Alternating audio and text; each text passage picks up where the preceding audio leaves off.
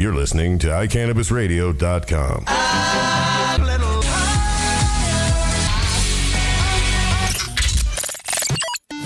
Hi, you're listening to my mom, Georgia Edson, on iCannabisRadio.com. Hi, welcome. It's Monday, October 28th, and I'm Georgia. I'm Jeremy. And you're listening to us on iCannabis Radio. And you know, Gavin was in here the other day. He needs to do a new recording. Right? That was a great one. I didn't hear that one before. He's pretty freaking cute, huh? That was good. Yeah, he had like a cold or something when he did that, and so he sounded like a much younger kid, which I kind of think is adorable. Well, of course. Yeah. Because you're a mom. And I know. the younger he gets, the better it is. Oh, yeah. Speaking of him getting younger, he has a birthday next week. And so, I mean, I've shared with you before, I have made up these like weird traditions. I don't know why I have just come up with these things that we do. I mean, I have all kinds of little silly things that I do with my family that I make them participate in. But one of the weirder ones that I have is I have a tradition on the anniversary of the day that I went into labor with him. Which was the day before? Which was the day before his birthday. So I was sitting... I hope he was born early the next day. Like 3:30 in the afternoon. That's rough. It was a long time. It was okay. It was worse for Warren, to be honest with you, and I'll tell you the story. So I was sitting in my office at the time with my really good friend, Kristen, who now is the mom of a little 3-year-old named Zach. Kristen and I were sitting, and I was eating a Chipotle burrito. And we're talking, we're having this great time. We had lunch together almost every day. And during the middle of my lunch, I thought that I could possibly have peed myself. And I thought, you know what? I don't think I peed myself. I'm pretty certain that my water just broke. But I'm going to continue hanging out with my friend Kristen and eating my lunch.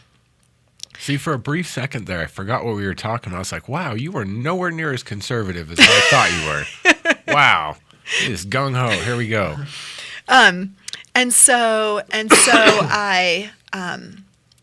Kristen and I have our lunch. It's probably like 15 minutes pass after I think that I've peed myself. And I stand up to go to the bathroom because that's what you do when you pee yourself. And I'm like, oh, definitely did not have a bladder issue. Definitely water broke. So kind of long story short, my secretary at the time, I go to the bathroom, I come back, and I go up to her cubicle, and I said, I need to see you in my office right now. And she said, I'm busy. And I'm like, wow, I really need you right now. I need you right now. And this is the woman who, I mean, when I left that job, I forgot to pay my mortgage because she would control everything. She took care of everything. So when she said she was busy, it was doing something that I wanted her to do anyway. So I needed her to know that I really needed her. So I walked into my office. She follows behind me, and she's so snotty. So snotty. What do you need? What is it? And I'm like, oh, well, I'm in labor. And for the first time ever in the years that I had known her, there was a slight panic in her eyes. It lasted for just a moment, and she went to my purse and she grabbed my car keys. And I'm like, what are you doing? And she's like, you know you're not driving yourself to the hospital. And I was like, oh. So my brother-in-law, who also worked for the same company, drove me to the hospital. We get there, Warren's already there, and he looks totally calm, cool, and collected. So we walk in, I'm like, are we checked in? And the woman said, well, sort of, but your husband couldn't remember your middle name and your birthday. I'm like, oh, so he's not so calm, cool, and collected. So anyhow, long story short, 36 hours later, I give birth to this wonderful baby boy. But every year on November 4th, I have that same exact lunch. Wait, his birthday is the 5th of November? Mm-hmm. Remember, the 5th of November. I'm surprised you even know that. Are you kidding? Nobody in the States knows that. V for Vendetta. Wow. Oh, sure. Yeah. So my son's birthday is national holiday in England. And he thinks that the fireworks that occur every November 5th are for him. Yeah. Sweet. Yeah. And they should be. So yes, his birthday is November 5th. And so on the 4th, I have this Chipotle burrito. And this year, guess what I'm going to do? Eat a football? That's what I always called the Chipotle burrito. Oh, it's exactly what it's like. Oh, definitely do that. And I can eat it all. Really? I don't never finished one. Never. And a bag of chips.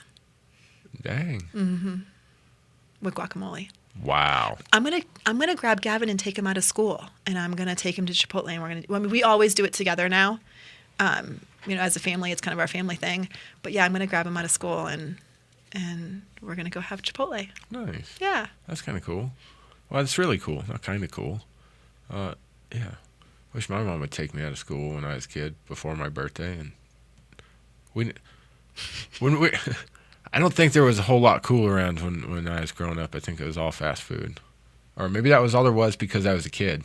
And right. That's all I cared about was McDonald's. McDonald's! I want McDonald's! And then you get older and thank God it's just terrible. Terrible. We were talking earlier about how I'm trying not to drink soda. It's kind of my last guilty pleasure, and it's just so terrible for you, especially because I drink diet soda because gross. It's so horrible. It's so horrible. And as you pick up your delicious can of Sprite. Yeah. Even not cold, it's pretty good. But when it's really cold, this is a great drink. It doesn't quench my thirst. If I'm thirsty, I don't want a soda. Only if it's really cold does it help. I don't know why. If it's not, it doesn't really help me either. Yeah, all that sugar and stuff. Anyway, blah, blah. So you had an epiphany. Huh. Probably. You were saying that yesterday you listened to Oh, yeah. SexPot. So, for the first time since the accident, I decided, last night, really, it's the first SexPot episode I listened to. I've never gone back and listened to any of my shows, because why? I was there. We're just shooting the shit. I don't want to hear it. I said it. But I went and watched it last night so I could hear Jenny's voice again, because it's been, 8 weeks and 2 days since I heard her say something, and it was awesome. It was a great 2 hours to listen to, and I saw it. I watched it. I listened to it from kind of an outsider's perspective, and it really was pretty damn entertaining. It's right? like, holy shit. Funny. Damn it. I was really trying to not swear a whole lot tonight, and 2 times in a row right there. Because I noticed when I was on the show, and it's like, wow, all right, well, there's a good chance that Lori could end up listening to this, or, the kids or something, and then there's, oh my God.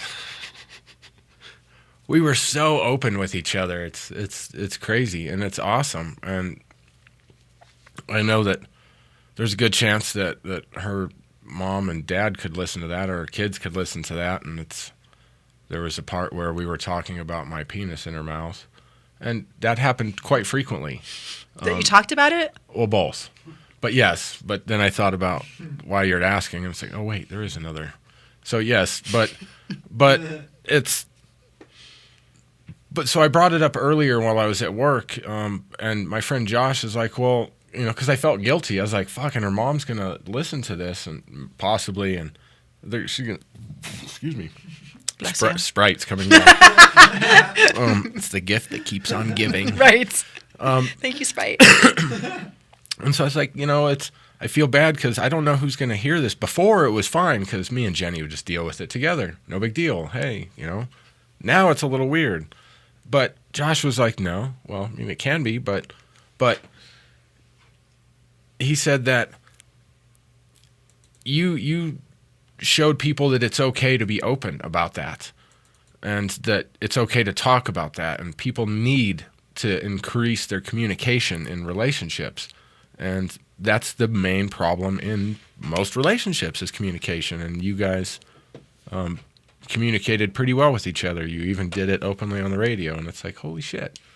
I didn't really put that together until he said that, and that's pretty neat. You know what else, though? I mean, first of all, the name of the show is SexPot. So... Well, yeah, you should know what you're getting into. And half the time, we would try to say a disclaimer, like, hey, don't have your kids in here, in the room. Wherever you're listening to this, wherever this voice is coming from, whichever little device. Don't have the kiddies around. And so for a Or while, your parents. right? You know? For a while, the kids aren't going to listen to the show. They shouldn't. It wasn't for them. But the beauty of the internet is that Hopefully it'll be there later. Absolutely. It's not going anywhere. The internet is forever. Hopefully. And unless Diamonds are forever. Unless something crazy happens to YouTube and every piece of data is lost, they get that forever. You get that forever. You know, and before it was like, whatever. But after last night, like, that's all I want to do. Like, when I go home, I'm going to listen to that shit all night. And it's just, it's a gift, okay? So I further analyzed it because, I mean, that's what you do. That's how I roll. And it's, what was I going to say? Jeremy has a tattoo of Albert Einstein on his arm because he's a lot like Albert Einstein. Sort of. A lot. Fuck. I wonder if he was a stoner and if he was giving a lecture and he's like, you know, that dab I just, well, he probably didn't dab. You know, that fuck it. Dad, I am so sorry. I know that you're listening to the show right now, and Jeremy's a really good boy. He is a good boy. I'm really trying not to swear so much. Okay. Wait, your dad's listening to the show? Probably. Hi, Dad. How you doing? This show might or might not be for grown-ups. Might or might not be for children. We don't know yet. We're not even sure what we're calling this show. We're open to suggestions if you guys have some suggestions. Yeah, we were hoping it would just kind of flow out of whatever happened here. But so anyways, my epiphany kind of went to where we just, what a gift to have this radio show, to have 2 hours, you know, 3 or 4 times a month where we just came in and conversated on air, kind of like we're doing now. Yeah. And I didn't really realize how valuable it was, you know, every time that we did it, and how much more valuable it would become. At work, like I was trying to say earlier before the show started, I was listening to the July 30th episode. And it's amazing how many times we bitch about traffic and cars, and like the public service announcement comes in and, well, it's me, and it's, you know, tonight's public service announcement is brought to you by Angry Drivers of Colorado. Angry Drivers of Colorado. We're trying to chill. Or something like that. And it's please stay out of the left lane. If you're not going to, like, the left lane on the highway is for speeding purposes only, for people that are in a hurry, that are running behind. So there's plenty of other lanes for you to get in.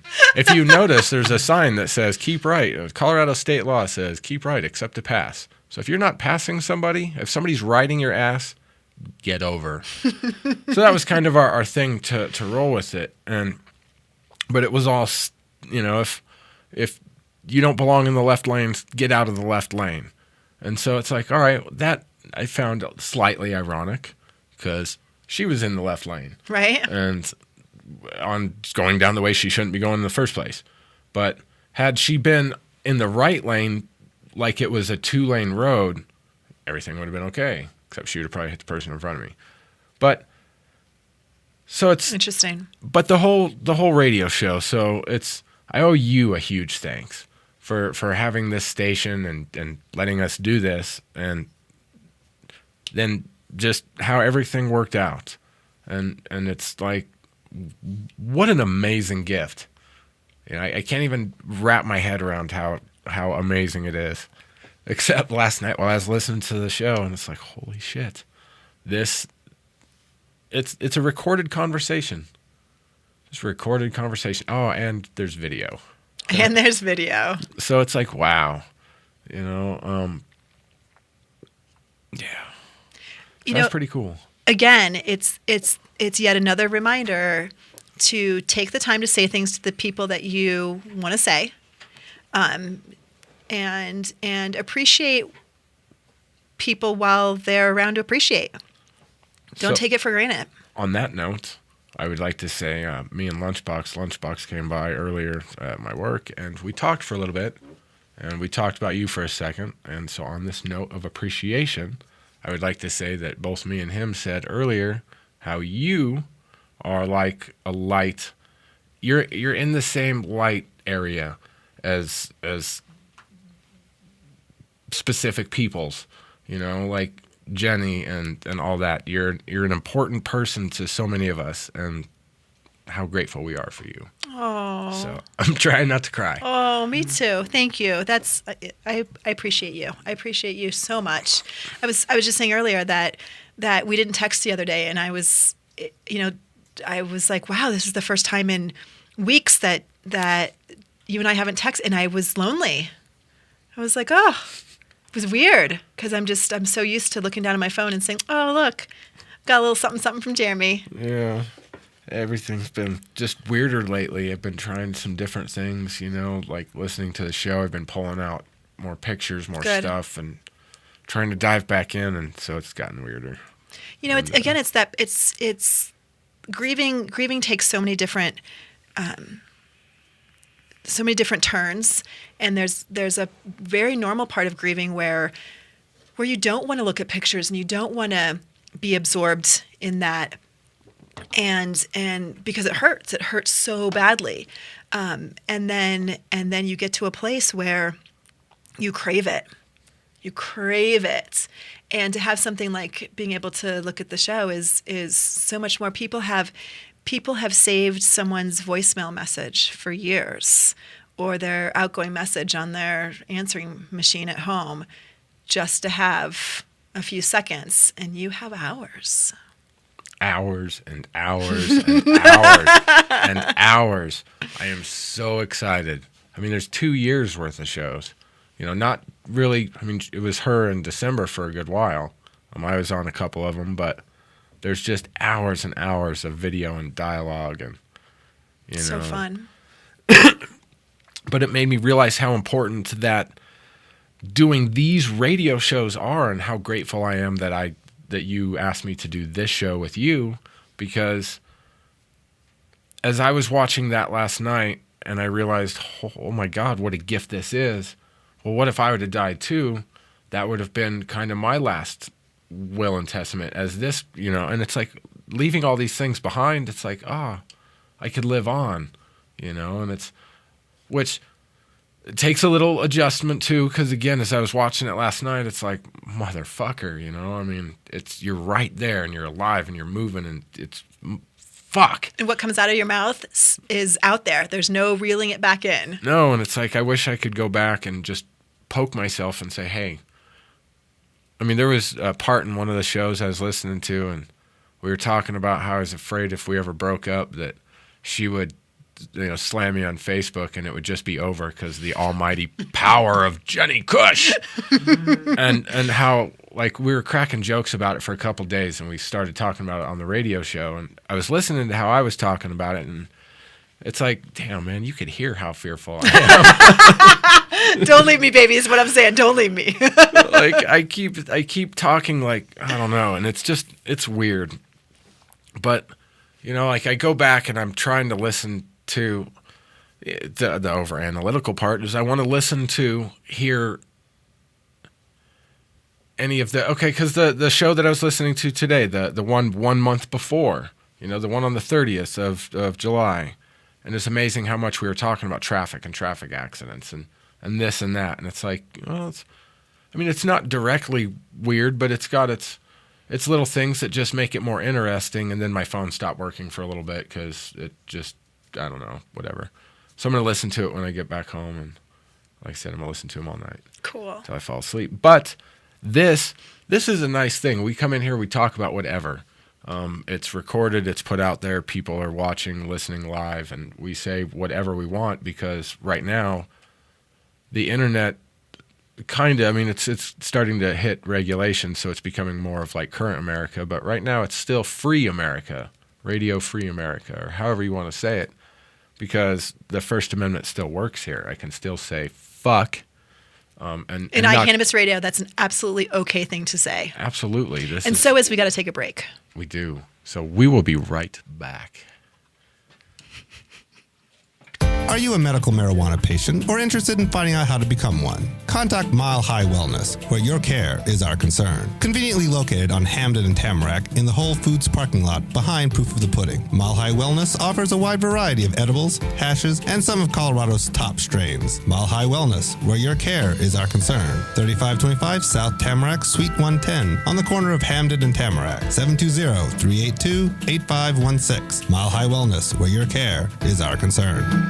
Whether you are a commercial grower or cultivate as a hobby, No Dough Urban Garden Supply is Denver's first stop for your hydroponic grow needs. With a wide range of products including House and Garden, Botanicare, and Fox Farm, their knowledgeable staff can get you started on your first garden or help you with your well-established business. No Dough Urban Garden Supply is located in downtown Denver at 1330 27th Street, 4 blocks north of Coors Field near MMD of Colorado. They are open 6 days a week from 11 a.m. to 6 p.m. Call 303-296-3424 or visit them on the web at www.nodoughurbangardensupply.com. I'm Gary Johnson, and you're listening to iCannabis Radio, and I want to say, talk it up, Colorado. Hi, welcome back. I'm Georgia. And I'm me. Hello, me. Hello, me. So don't write mine on like a drink and put it in the refrigerator and expect somebody else not to drink it, because when you argue with them, it says, hey, when I read it, it said mine, so I figured, fuck, I might as well drink it. So I drank it. Mine. Because it's mine, so piss off. Don't write mine on there. I never understood. Public service announcement number 2. I never understood how people thought that going into the refrigerator and a public refrigerator in an office, in a roommate situation, how anyone thought that eating something that somebody else put in there was okay. How does that cross someone's mind? Look, there's a lunch that someone brought that's in a brown paper bag. I didn't bring it, but I'm going to eat it. Well, if it's been in there for a couple of days, I think it's a little bit closer to fair game, unless a name is directly wrote on it. How? How is it fair game? Well, I don't fucking know, because it's a public refrigerator. So my car has been sitting out front for 3 days. That's different. It's now fair game. It's different. It's lockable. It's your car. Well, that's my lunch. I don't know. I'm sorry. I'm just trying to play. See, you can't even argue. You can't even pretend like you're arguing. You're like really.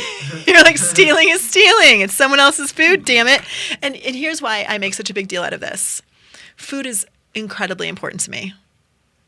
Like, I'm a 3 meal a day kind of girl, and snacks. And you're not even a stoner. Right. Like, food's important to me too, but for mostly the same reasons, but in a different one too, but because I'm a stoner. I just like to eat a lot. Yeah. It's important to me. So I got to say one thing real quick, because I don't think I've talked about this yet on your show. That this our show. Our show, sorry. That I'm more grateful nowadays for my electronic cigarette than ever before, because I have probably gotten this close 4 times now in the last 8 weeks and 2 days to smoking a real cigarette. For seeing somebody smoke one and saying, hey, I want some of that. But I didn't. But I almost did.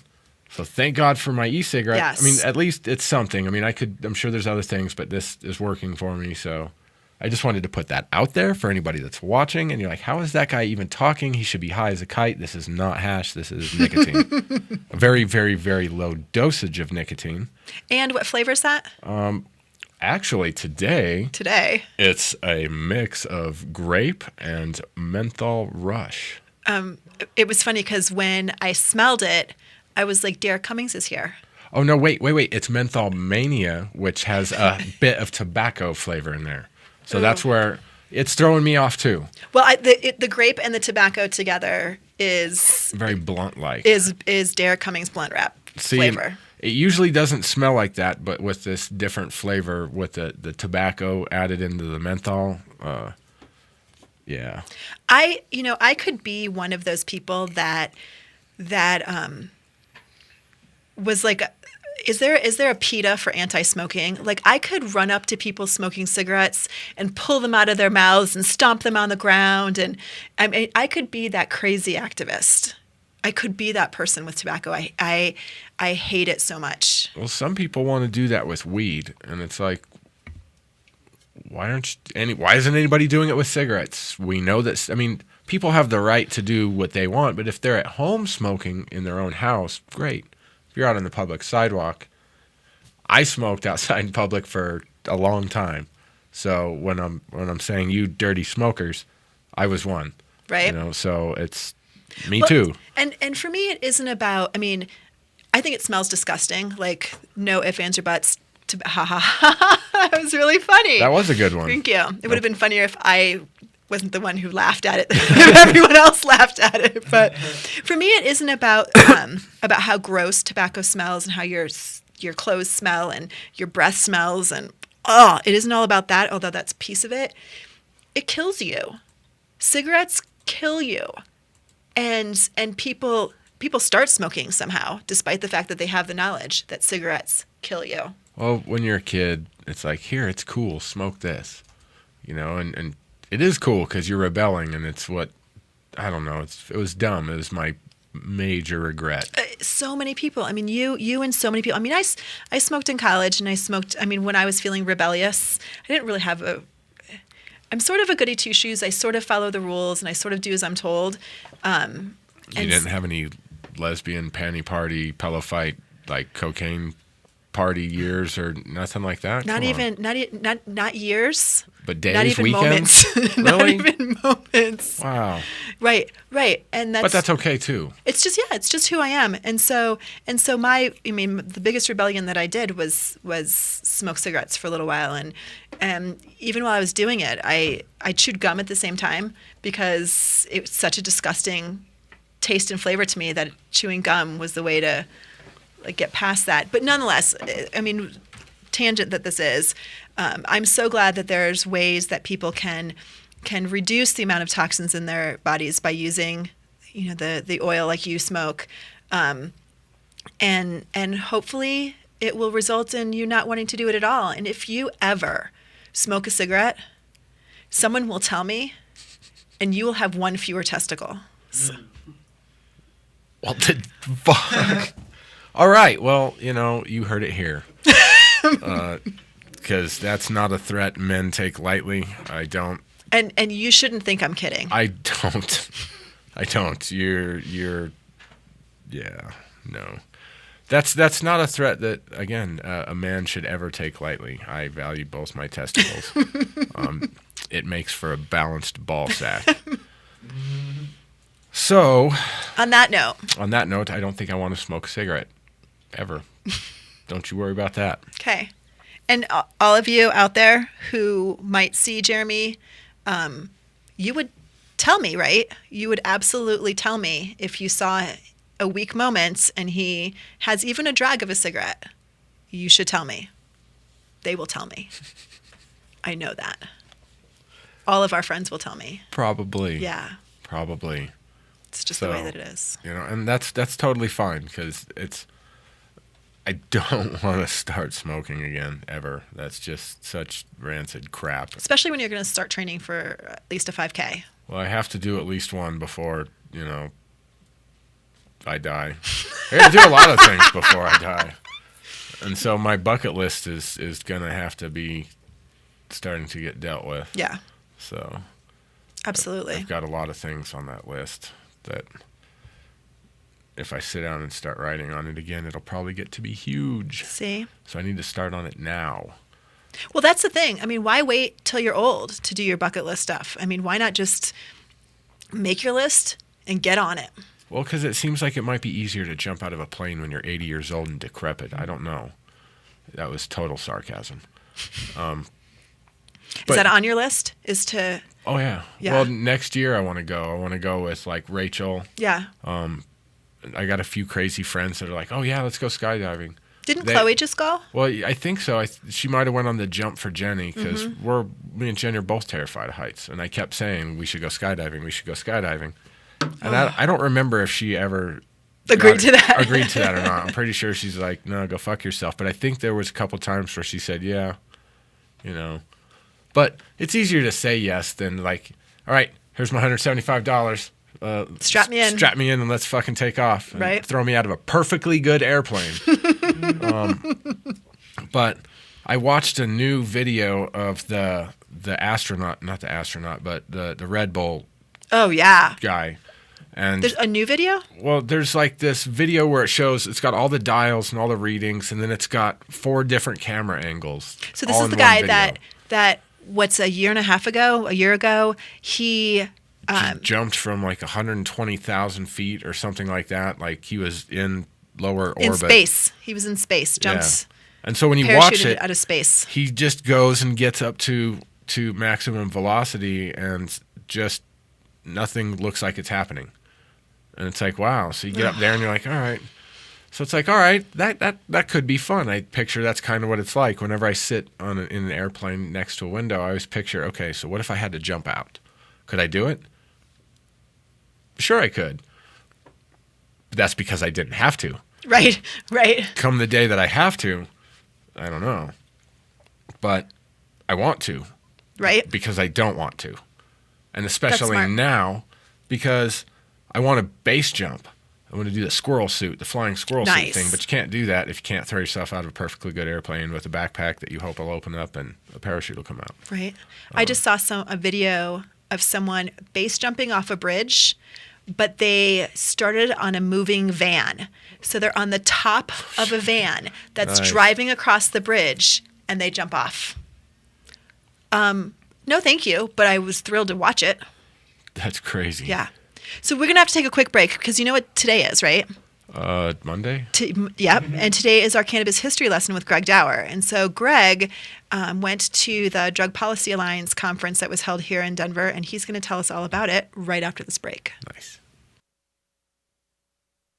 The law offices of Edson, Maiden, and Matz provide criminal defense, medical marijuana defense, and advice about setting up and running medical marijuana centers, optional premises cultivation operations, and infused product manufacturing businesses throughout Colorado. With offices in Denver and Aspen, we can offer assistance throughout the entire state of Colorado. Give us a call at 303-831-8188. That's 303-831-8188. Or visit us online at warrenedson.com. High up in the Rockies is beautiful Frisco, Colorado. Medical Marijuana of the Rockies is a medical marijuana center with compassion for Colorado's medical patients. Looking for great meds grown organically in soil? You've come to the right place. Medical Marijuana of the Rockies is just off I-70 at exit 203. Check them out at the web at www.mmrockies.com. Their ever-changing strain and clone selection is updated on the website daily. When making a trip to the mountains, no matter the season, stop by Medical Marijuana of the Rockies. Make sure you say you heard about them on iCannabis Radio. You can call 970-668-MEDS to get more information. Medical Marijuana of the Rockies, your mountain source for meds. Welcome back. Ooh, that was weird. It's Yeah. still weird. That's weird. That happened fast. Wow. Thank you. Woo. Much better. Where's our warning, producer? Come on. We didn't have the 10-second warning. We got to chatting. Greg, thank you so much for being here on a different Monday than you're usually here. Well, thank you for having me here. Yeah. It's good to be here. Good to be here once again. It's a Yes. little bit more wacky of a show, I'm sure, because Georgia's not really the most profane of people, and I've not done so well tonight. So Fuck! fucking A, welcome to the party, pal. All right. So, Greg, you were in attendance at the Drug Policy Alliance conference that was here in Denver. Yes, I was. So, what's kind of the scope of the conference? Tell us a little bit about it.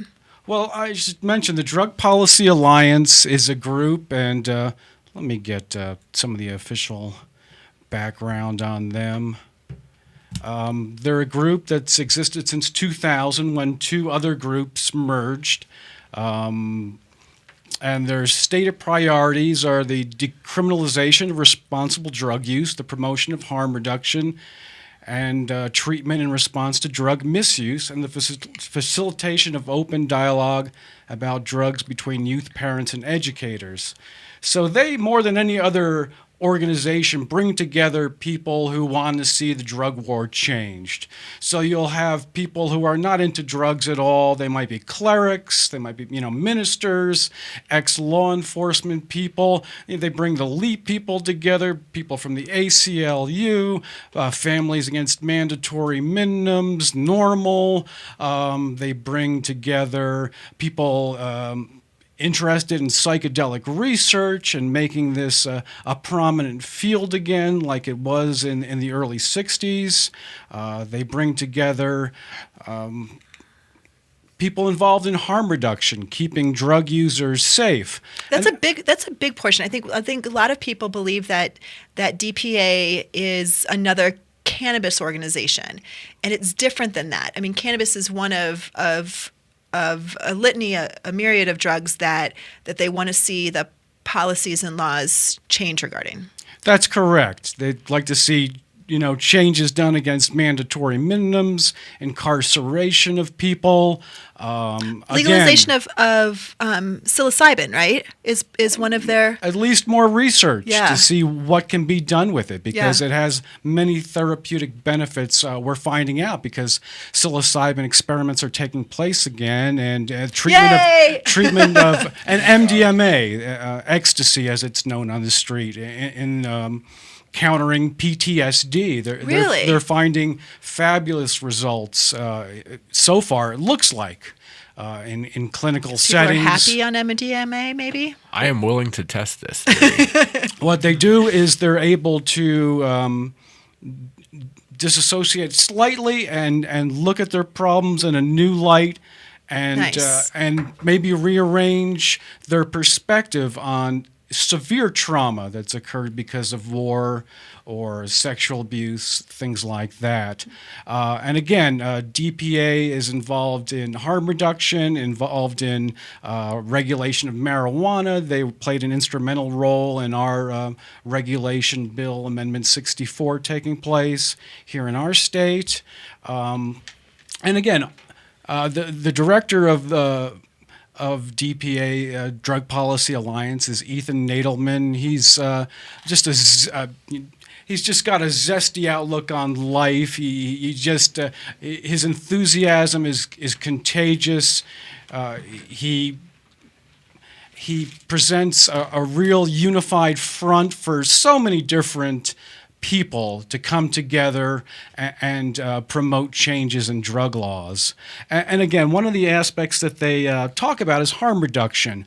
And I'd like to talk tonight, although it's not usually associated with cannabis use, harm reduction, it's become associated over the years with preventing AIDS through distribution of syringes to injection drug users so they don't share them and pass along AIDS or hepatitis to each other, and promotion of condom use for the same reasons. So it's become applied to a lot of different drugs, and starting to think about it in terms of cannabis. So I have some audio clips that I'd like to play, and We'll go through some of the different perspectives, although, again, cannabis use isn't really associated or hasn't been really associated with harm reduction. It can be applied to any drugs, and it's meeting a drug user where they are, giving them the choice to stop if they want to, or promoting the responsible use, how to stay as healthy as possible while you're using a drug, for as long as you want to use the drug. So if we can start off, let's start off with the executive director, Ethan Nadelman. Working with people who use drugs without necessarily. So really, harm reduction is a philosophy. It's We're starting off with Ethan Nadelman. Working with people who use drugs without necessarily expecting them to stop using drugs. Well, let's actually play that one again. So that was really, harm reduction is a philosophy. It's a way of working with people who use drugs without necessarily expecting them to stop using drugs. That was... Oh, okay. But we're still recording. If you want to keep going, try to fix it. Our live stream has fallen. So really, harm reduction is a Well, this is philosophy. repeating now. It's a way of working with people who use drugs without necessarily expecting them to stop using drugs. So it's not a treatment modality. They're not talking about requesting that people get treatment.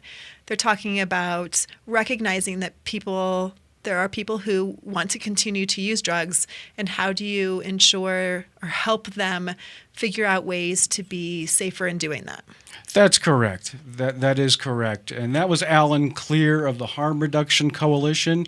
It's a group that has offices in New York and San Francisco, talking about that. But in a way, it is a modality, because there is harm reduction psychotherapy that's being promoted, and it was being promoted at this conference, where you meet the drug users where they're at, let them determine where they want to go, and try to assist them to reach that. Excellent. So at the conference they had speakers who were talking about kind of what harm reduction is. Is that? Well, yeah, to a certain extent. The people who attend already know what harm reduction is, but again. I'll just go through a little bit of the history of it. It was really embraced in the mid-1980s when the AIDS epidemic started taking off. And it was a way to, again, keep people safe. It was believed that stopping the spread of a disease was more important than getting people off of drugs. I've been told that some of the thought behind harm reduction could actually go back to methadone programs in the 60s, where they try to wean people off of heroin and put them on methadone so they could go into a clinic and get it, and they wouldn't have to, say, steal or prostitute in order to get the money for the drugs. Right. It goes back to free clinics in the 1960s, where drug users could come in and speak with a clinician about their use of drugs, and the person can give them non-biased, non-judgmental information. It goes back to trip guides who help people during psychedelic sessions to stay focused and not get freaked out, or assist them if they were getting freaked out. So when the AIDS epidemic took off, it became a modality that was used throughout the world to prevent the spread of AIDS. Somewhat in the United States, it took off in Western Europe, in England and Holland, Australia, Canada, before it did here, and it was always stopped here at different times because of the government not wanting to promote the use of drugs. They always felt if you gave somebody a syringe, you're promoting the use of drugs. At least Congress did. Sure. Which is so twisted. I mean, it really is. People didn't start using intravenous drugs because they just found needles. Like that's not how that works. Right. Exactly. So excellent. So what else about DPA? Well, I just wanted to stick to the concept of harm reduction. Sure. and apply it to cannabis. Can we have Ethan Nadelman speak, or I think Ethan Nadelman is just it's his own name. Ethan Nadelman. Yeah, hi, I'm Ethan Nadelman. I'm the founder and executive director of the Drug Policy Alliance. I'll tell you, the whole issue of harm reduction, when we think about it, we tend to think needle exchange, heroin, maybe stimulant drugs, even alcohol. But obviously harm reduction has a lot to do with marijuana as well. For the simple reason that even though most people can use marijuana responsibly, inevitably a percentage are going to have a problem with it. They're going to use too much of it. You're going to have kids and others who are waking and baking, stuff you don't want, some people with mental illness. And the truth is, if you're using it heavily, whether for medical or other reasons, that's not so good for your lungs. So I think, first of all, understanding that vaporizing, as opposed to smoking out of a pipe or a joint, it's almost certainly a better thing. It's certainly for heavy users. May not make as much difference for light users, but for heavy users. I think that secondly, in terms of understanding the difference between smoking it day in, day out and using it as an occasional thing, I mean, for some people it may be quasi-medical, which is why they need to smoke all day. But for people who are using it to really blot out things or to put a sort of emotional blanket on, there's a need to be aware of that stuff, right? I mean, we know that getting a marijuana addiction behind you is not quite as tough as is, say, with alcohol or heroin or stimulants, but it can be really hard for a lot of people. And then, of course, when it comes to driving, I mean, we know that an experienced marijuana consumer can drive just about as well as somebody who's totally straight. But we also know that it's not a good idea to smoke marijuana and drink alcohol. And we know it's not a good idea to use some newly strong batch of stuff and drive. And we know it's not a good idea for novice users to be driving or anything. So I think it's being smart about this too. The evidence that shows that marijuana does not harm driving and experienced users doesn't mean that anybody can or should do it. So I think taking harm reduction into account in terms of being safe for users is ultimately of political significance as well. Because if, as we move more and more towards legalization, the number of people using marijuana daily and having problems with it and getting into problems in the roads and the workplace, that's not going to help the cause. The higher the percentage of marijuana use that is truly responsible use, the faster we end marijuana prohibition.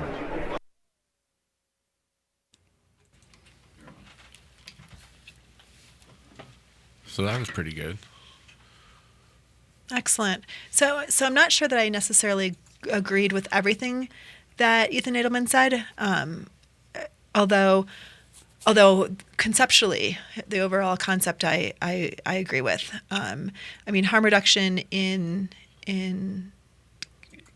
relationship to cannabis is, to me, kind of worlds apart from heroin or stimulants. And I know that he was sort of saying that, but there aren't the negative consequences associated with cannabis as there are with those other substances. And so I think that it's kind of a hard, it's a curvy road versus a straight road for sure.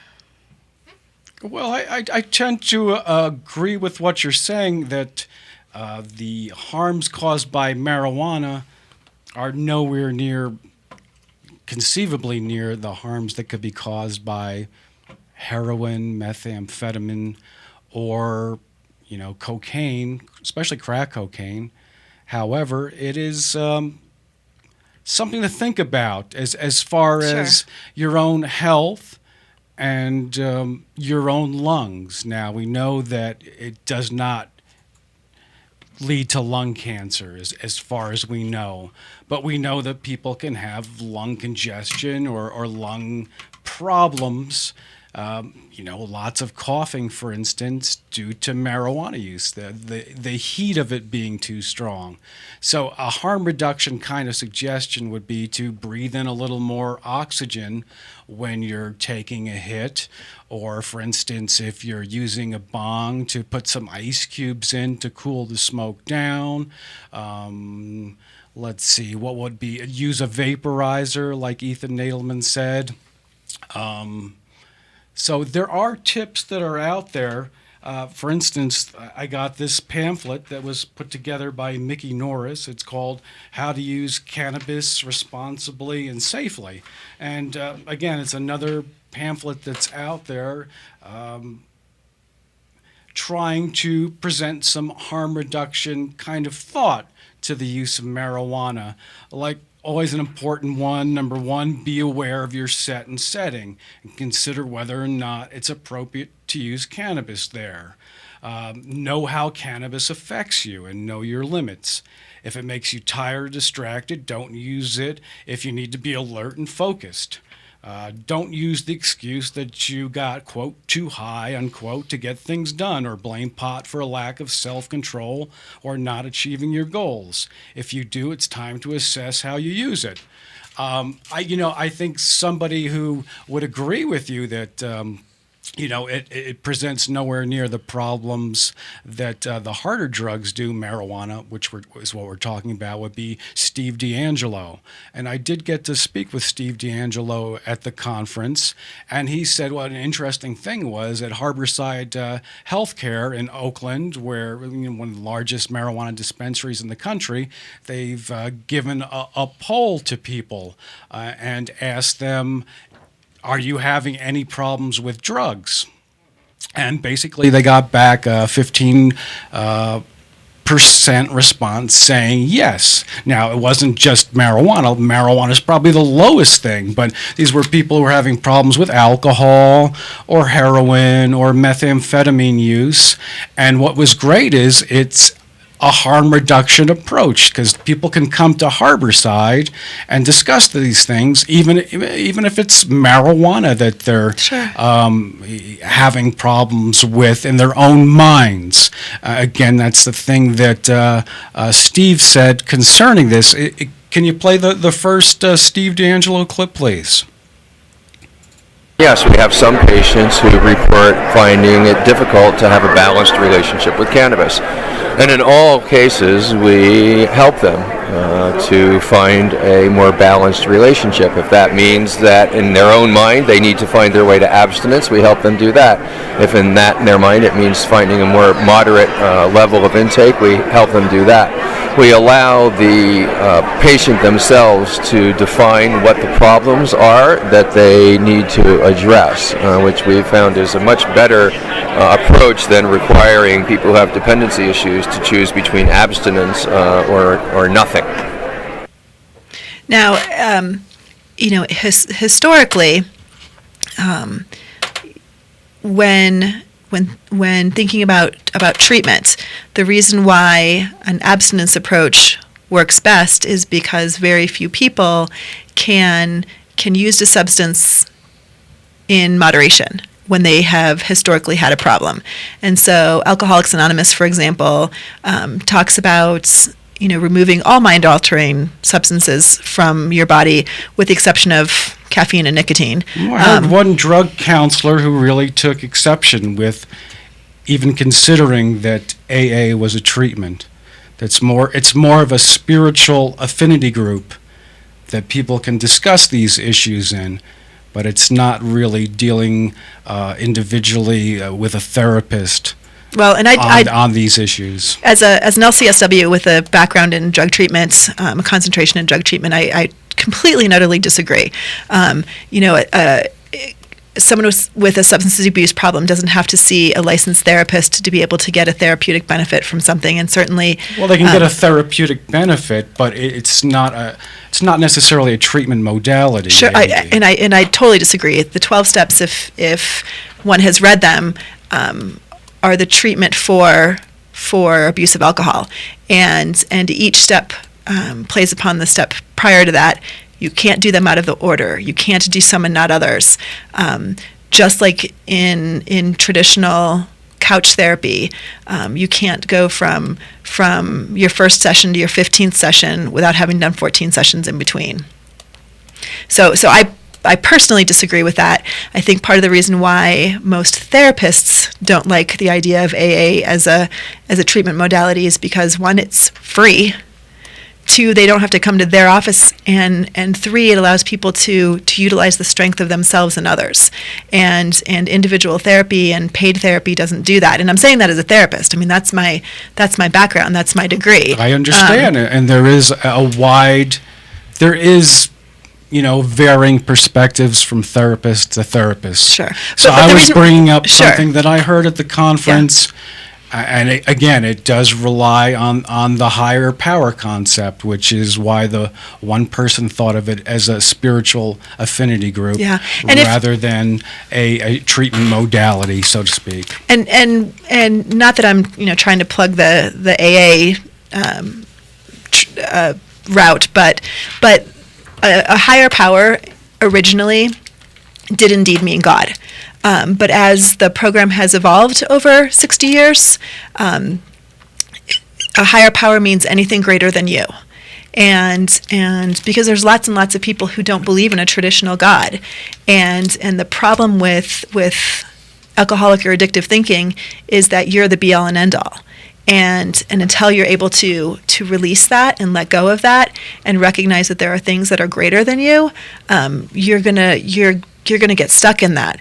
And so in the olden days, AA, part of the problem for AA was if you didn't believe in God, it wasn't a program that people were interested in. But really, it doesn't mean that any more than when someone down the street is talking about God, that it has to mean Catholicism or it has to mean, some Judeo-Christian something. It just means a higher power. But I brought it up for a whole different reason. I brought it up because there's a struggle with this whole, moderation management and how to do that. And with cannabis, I feel like it's much easier for people to say, I'm going to be more thoughtful in my consumption than with a lot of other substances. I mean, there seems to be this ability for cannabis users because they don't feel as many negative consequences. Those consequences that they do feel are more minor. Procrastinating is a far lower problem than being at the bar all night, not coming home, pissing off your wife, losing your kids, all those kinds of things that are more often seen as bottoms for alcohol users. And so that same approach, moderation, has proven to not be successful with something like alcohol or heroin. Well, but they're more addictive drugs, so we do see we do know there are moderate drinkers out there, though. Well, the person that we do know there are even moderate heroin users or moderate cocaine users. Absolutely, but we're not talking about people. I'm talking about people who have, by definition, become addicts. People who have, despite negative consequences, continued their use. The person that invented moderation management, she herself got in a drunk driving accident and killed someone and said, "I'm sorry that I ever started this program. It was wrong. It was not the right approach," and took it all back. So, but anyway, I brought it up. I'm sure there are some folks it's worked for, just like AA has worked for people, and it has not worked for quite a few others as well. Well, I don't necessarily disagree with that. I mean, people are people, and different approaches work, but I think we've got some common ground here. I don't see us really arguing about this necessarily. I'm just saying there are people who want cannabis users to be really more aware of what they're using cannabis for.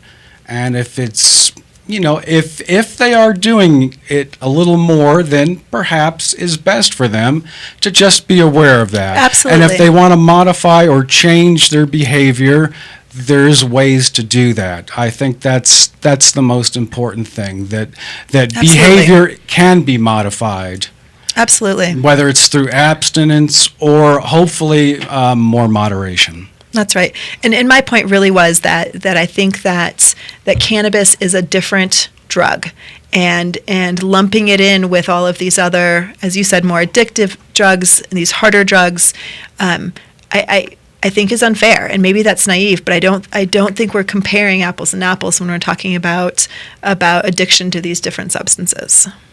That's understandable, because physical addiction to marijuana, if it's even been shown to exist, it's minor compared to the other drugs. However, again, there is moderation techniques that can be employed if people want to cut back or stop. Absolutely. Well, Greg, thank you so much as always. It's You're a pleasure welcome, to have you Georgia. here for our cannabis history lesson. What do you think, Jer? I like listening to that stuff. It's pretty cool, huh? It's nice, yeah. Yeah, he's smart. Yes, thank you very much.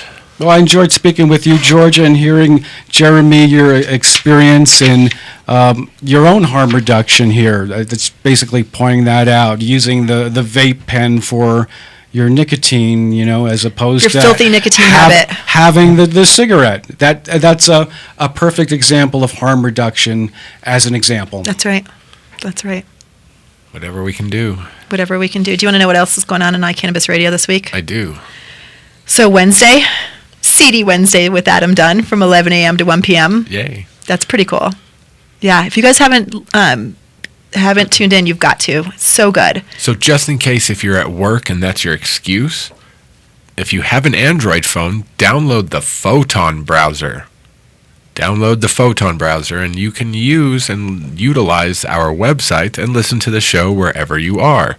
You don't have an Android, you say? Fine, you probably have an Apple. No problem. Guess what the browser for that's called? Penguin. Puffin. Oh, Puffin. I know, Puffin. it's That was as close. fluffy as you can really kind of get. Puffin. Get it? Like Puffin, like listen to iCannabis Radio on Puffin. Get Oh, it? fuck, that's cool. That's awesome. That is pretty cool. So if you're sitting down... I'm puffing on iCannabis Radio. Damn, man, we're going to have to see if we can team up with those guys now. I didn't put that together. I just thought of, like, puffin stuff, you know? Like, fluffy puffin, just like powder puff, you know? That's awesome. But as it turns out, yeah, puffing some pot later. But, So the Hemp Connoisseur show is on from 4 to 5 p.m. And you know what's this weekend? I was just going to say, isn't something coming up? On Saturday nights, the Hemp Connoisseur Championship the award ceremony is at Castleman's downtown at Walnut and 26th. And iCannabis Radio will be live. You're going to be there live. Next Saturday. This Saturday. This Saturday. Yep. Like the 2nd. Like after Halloween. Yes. That's a busy weekend. Why do they do these things? Right, I know. Like, don't they know that that's when everybody's having their Halloween party? Don't you remember last year we wore costumes? But I don't think it was on. It might have been the same time. God, that's dumb. Just stay away from Halloween. If you're gonna throw a weed event, don't do it on Halloween. But come to this one. But yeah, this one come out to, because if I got to be there, so do you. It'll be fun. It was really fun last year. And then we won last year. We won. I know. Like Connoisseur's Choice and something else. I can't remember. That was pretty awesome. That was pretty awesome. Sour diesel. So this year it's going to be a little bit different. Last year the awards were throughout the evening, and this year they're going to be all at one time. So starting at about 8:30. So listen up, we'll be live. Citizen J, Jennifer, and Jeremy are all going to be broadcasting. Now, what are the hours for our listeners that want to tune in? Probably 8:30 to 10. Okay, so Yeah. hour and a half. Yeah. Nice. Yeah. Excellent. More if you guys want to. Okay. Less if you're boring. Well, But you won't be boring. You never know. Castleman's sometimes is friendly with our kind. They're very friendly. So, shit. It might be one of those nights. It could be. Tune in and find out. It'll be a good time. And then Friday, we have a new show, which I spelled S-H-O on my paper. The Nice. word is spelled S-H-O-W, but I'm cool and I said Spelling show. it like the flow. Flow. Show. The flow. It's 60-40. Reefer Madness with Citizen J and Mark is on every Friday evening from 6:30 to 7:30. And of course, next Monday in the lab with Jennifer from 3 to 4. And Jeremy and I will be back at 7. And we have a freaking good time here. So we hope that you guys have a good time listening. I hope so. I'm Because, sure. if not, we'll just try harder. We will try harder. My name is Georgia. And I'm Jeremy. And we enjoyed being here. And we'll see you guys next week. Thank you for sharing your time with us. Have a good night.